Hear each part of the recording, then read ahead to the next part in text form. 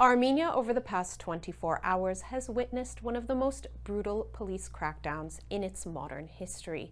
Crowds of men, women, and children demonstrating outside of the National Assembly were met with stun grenades and batons.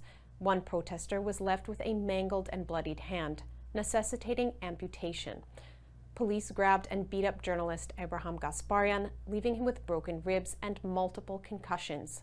Dozens were hospitalized and treated for wounds, and approximately 100 demonstrators were arrested or detained. This crackdown came in parallel with the visit of the U.S. Assistant Secretary of State Jim O'Brien to Armenia. The visit, according to O'Brien, focused on democratic development. His State Department colleague, Nina Khachigian, said she was looking forward to the U.S.-Armenia Local Democracy Forum. What that was exactly was a question not answered by Ms. Khachigian. Let's take a look at what was happening in the streets of Yerevan when this delegation was visiting. A warning, the videos depict scenes of extreme violence.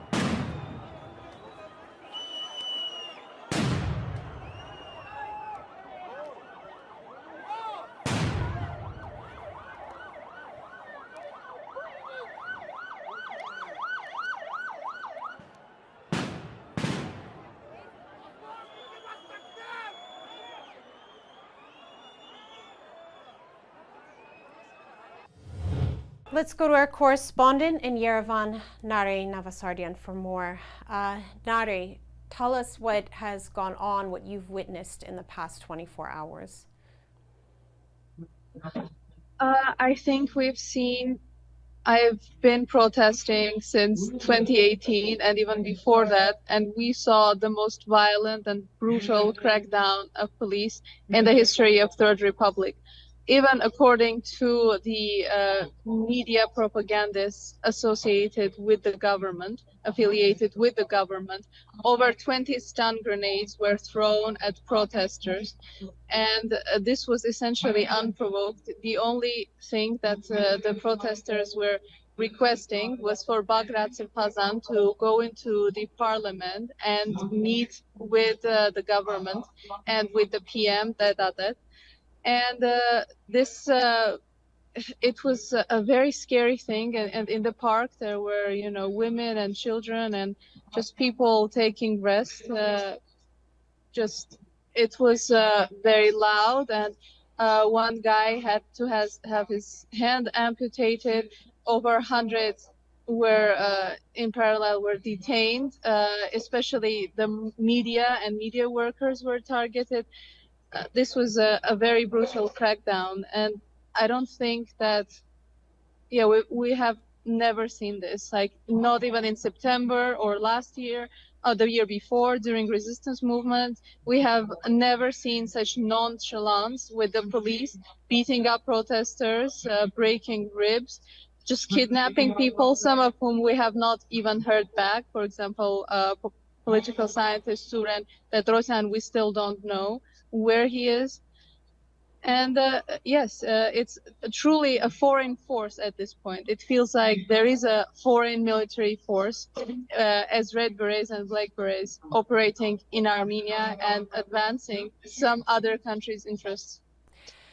And Suren Petrosyan, he was, just to walk our audience back, one of the activists who had been participating from the beginning in the movement in Tavush, where this movement started to basically carry the demands of those villagers and their concerns to Yerevan.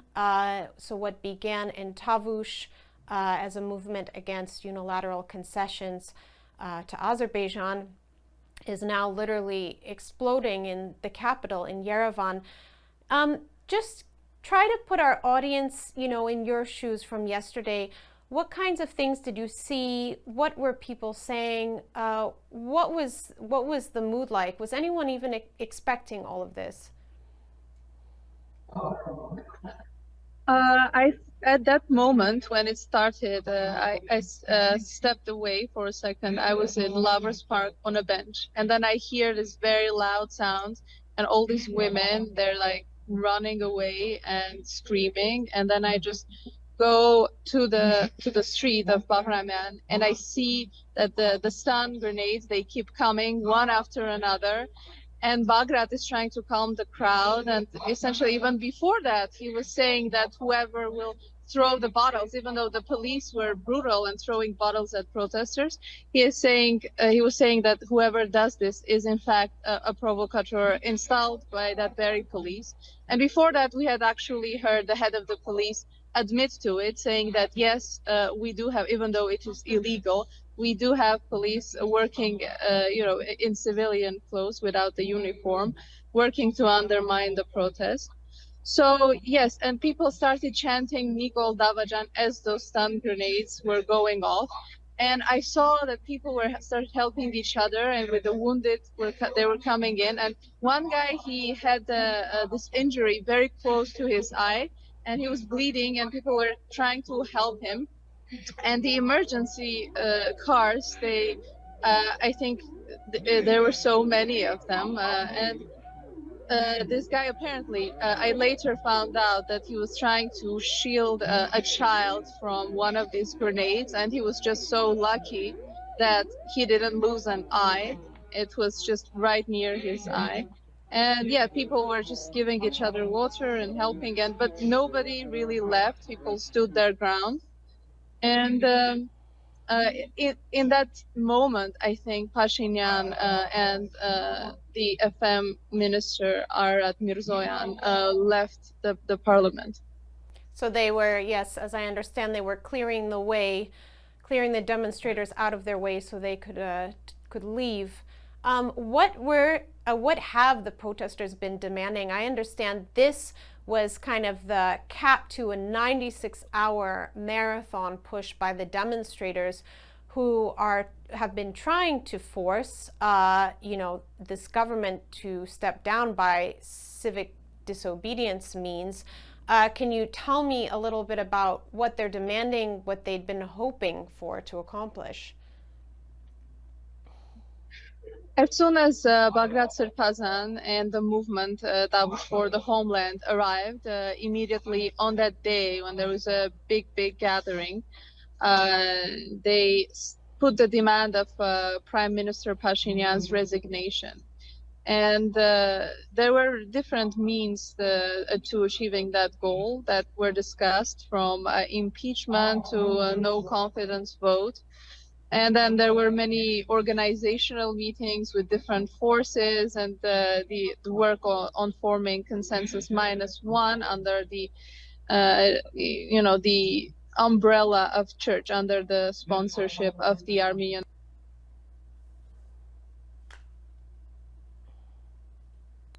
The demand was resignation of this government because it has failed on all to internal politics. Understood. So let's, I want to just shift briefly, because as all of this was going, there has been a U.S. delegation in town, a high-ranking State Department official, I believe the Assistant Secretary of State for European Affairs, and various other officials. Have they paid any mind to this? Is there any transparency about their meetings with this government? What do you make of the timing? I don't think that there has been any transparency. In fact, Bagrat Sirpazan mentioned the striking lack of transparency by this government, saying that 44 out of the 45 things on the agenda for the parliamentary session were in fact not open to the public. They were discussed in secret.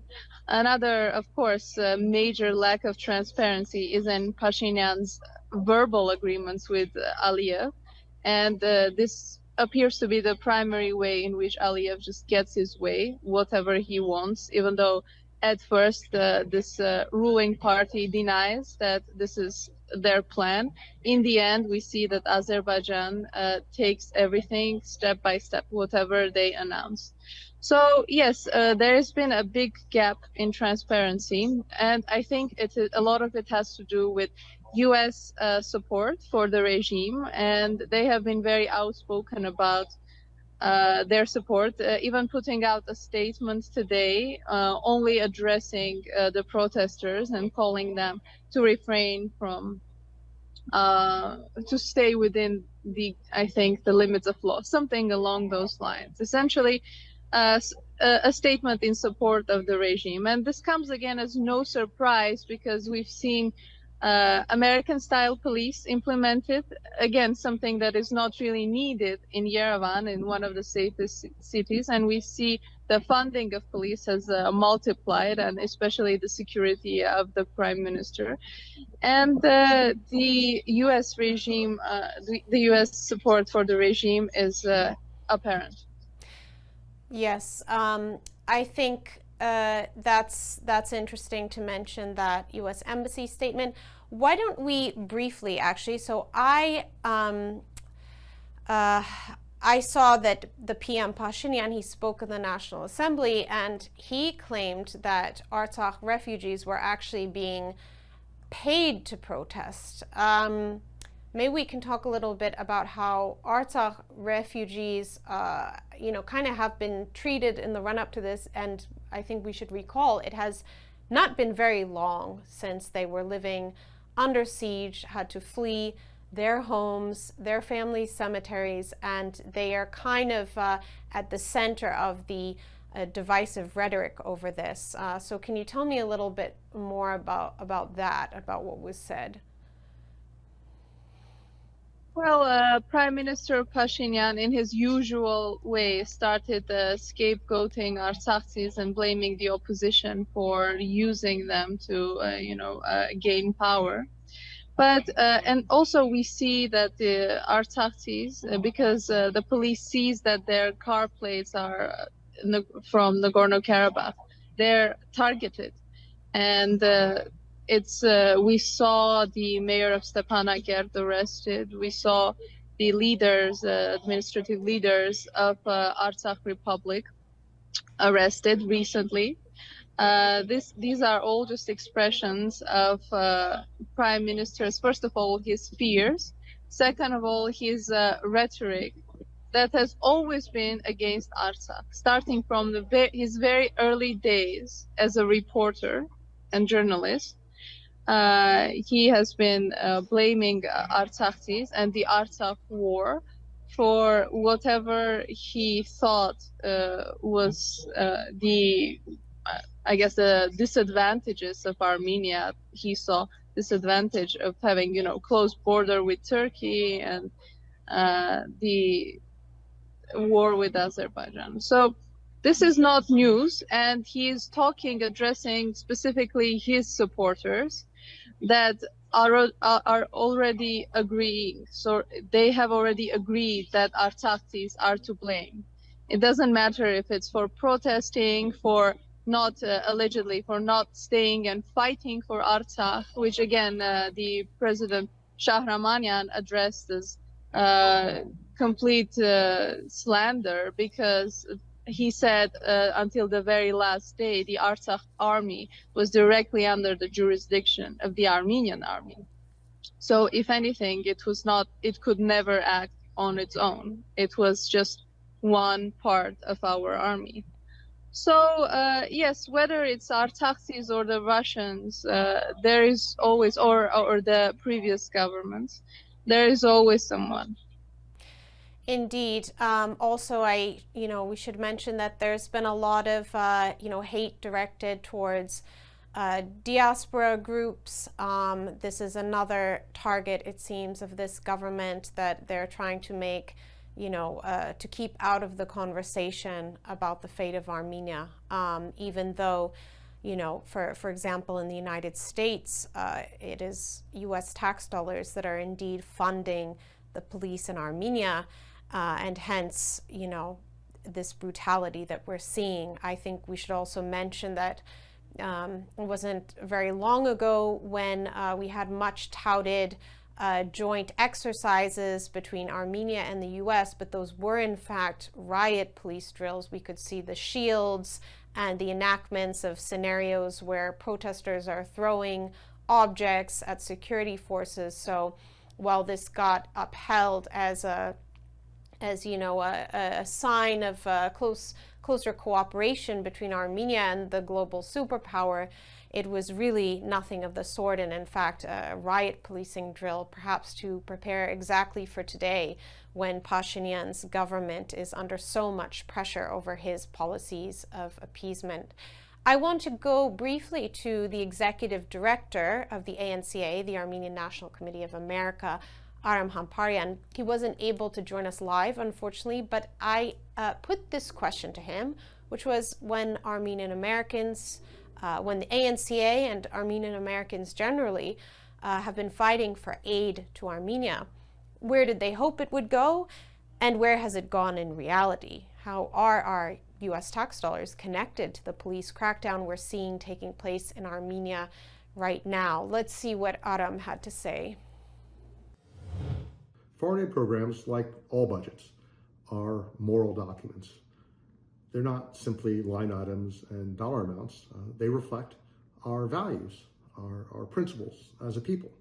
We're seeing this play out currently in terms of the priorities regarding our U.S. aid program in Armenia, where we're seeing an awful lot of funding being directed to the internal security forces, the police that are protecting the Pashinyan government, and very little assistance going to Artsakh refugees, the more than 120,000 Armenians forced from Artsakh who are currently living in Armenia. Aid to them is being administered, it seems, with an eyedropper. Aid to the Armenian police forces is flowing through a fire hose. So there's a real disparity there. This is an opportunity, particularly in light of the videos that we've all been watching on the internet. This is an opportunity for our government, starting at the State Department, USAID, our mission, the U.S. Embassy in Yerevan, to repurpose assistance from the police to at-risk Artsakh families. That's where the need is greatest. And also, it's a very moral, decent way to help people who are in desperate need of assistance, as opposed to getting involved in the internal politics of Armenia. The violence we've seen on the streets of Armenia, the attacks on peaceful protesters, really raises a troubling question. Is the way that the police are acting, is that in accord with U.S. funding? Is that consistent with U.S. training? Is that what they were taught to do? Or are, in fact, they are acting contrary to the training and guidance they received as a result of U.S. aid programs for the police? If, in fact, that's what they were trained to do, well, that's wrong, and that needs to stop. If it's not what they were trained to do, if what's happening on the streets of Yerevan is contrary to our U.S. funding, then surely we need to stop that program at once. In any event, the clear moral need today, more than any other, is to help the Artsakh refugees who were forced from their homes with literally nothing and are struggling to survive in Armenia. The priority should be there, and we need to see a repurposing of assistance from the police force to Artsakh refugees. So I think that really sums it up, the disparity between, what Armenian Americans hoped would be help for their people in Armenia and what we are seeing on the ground and what you witnessed over the past 24 hours. Nari, can you put us in the picture? What are the next steps? This is certainly, has been an intense period. I saw that Archbishop Galstanian went to visit the wounded protesters in the hospital. I imagine a lot of people are quite shaken, although the government is certainly digging in. What should we look out for in the days to come? Bagrat Sirpazan said that he's going to be holding meetings with various political forces in this coming days. Baghraman will be opened, where the protesters were camping out for the last 96 hours. And on the 17th, I believe, June, there will be another gathering. And the message is that even though we did not achieve victory, we achieved a lot, in the sense that in these 96 hours, we made the government face their fears and showed that in reality people are not at peace with this policy of endless concessions. And the struggle continues. And I think that the main takeaway from this is that, just like in war, as Bagrat Sirpazan said, there can always be, retreats, temporary maneuvers, and change of strategies. But ultimately, there has to be a victory if Armenia is going to survive and thrive under conditions of sovereignty and under its own terms, and not terms dictated by its main two geopolitical adversaries, Turkey and Azerbaijan. I think that sums it all up. I will be joining you in Armenia on that day, when I believe we'll see if there will be this session of the National Assembly that the opposition is requesting. We'll see if democracy still functions at all in Armenia, and I'm looking forward to being on the ground with you and delivering the full picture to our audience. Thank you all for joining us today. We will be keeping you up to date on all developments in Armenia and the diaspora. Please do, if you haven't already, follow us, subscribe to us on YouTube, as well as on Instagram, Facebook, Twitter, wherever you prefer to get your news, and we will keep you updated with the latest comprehensive reporting. Thank you.